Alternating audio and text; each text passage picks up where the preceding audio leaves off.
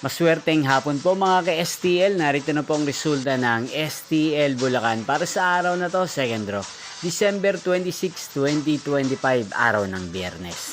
Naway ang mga natayaan niyo pong mga numero kanina ay manalo nawa ngayong hapong ito, 4 PM. Kaya kunin niyo na po ang inyong mga ticket. Narito na po ang resulta.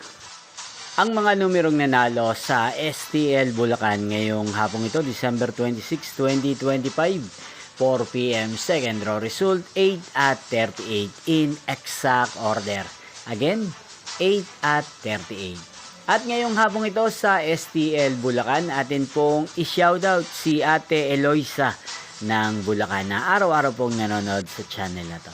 Shoutout po sa inyo, Ate Eloisa. Sana po ay nasa maayos kayong kalagayan. At sa lahat po ng mga taga Bulacan, shoutout po sa inyo. Inyo pong napanood ang resulta ng STL Bulacan. Magkita-kita pong muli tayo mamayang 8 PM. Merry Christmas po sa ating lahat.